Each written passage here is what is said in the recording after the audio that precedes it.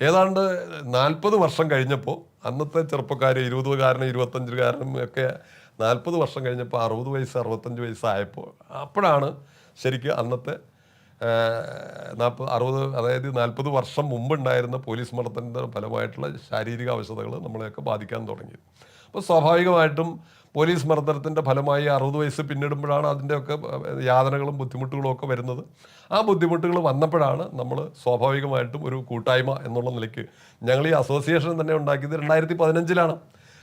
75-ലാണ് അടിയന്തരാവസ്ഥ പ്രഖ്യാപിച്ചതും അതിൻ്റെ ശേഷം 77-ൽ പിൻവലിക്കലും ജനതാ ഗവൺമെൻറ്റും മൊറാർജി ദേശായി പ്രധാനമന്ത്രി അവലുമൊക്കെ ഉണ്ടായെങ്കിലും അപ്പോഴൊന്നും ഇങ്ങനെ ഒരു സംഘടനയെക്കുറിച്ച് ചിന്തിച്ചിട്ടില്ല.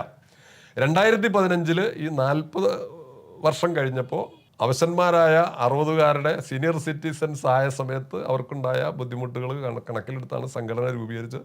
ആ സംഘടന രൂപീകരിക്കുമ്പോഴും ഗവൺമെൻറ് എന്തെങ്കിലും തരും എന്നുള്ള പ്രതീക്ഷയിലല്ല, മറിച്ച് പരസ്പരം ഇവരെ സഹായിക്കുക. അത്യാവശ്യം ഞങ്ങളൊക്കെ തന്നെ പ്രേരിപ്പിച്ച് സത്യാഗ്രഹ സമരത്തിൽ പങ്കെടുത്ത ആളുകളുണ്ട്. അവരുടെയൊക്കെ അവസ്ഥ കാണുമ്പോൾ നമുക്കുണ്ടായ ഒരു ബുദ്ധിമുട്ട് കൊണ്ട് അവരെയൊക്കെ ഏതെങ്കിലും തരത്തിൽ സഹായിക്കണം എന്നുള്ളൊരു കാഴ്ചപ്പാടോട് കൂടിയിട്ടാണ് നമ്മൾ ഈ സംഘടനയായിട്ട് മുമ്പോട്ട് പോയത്.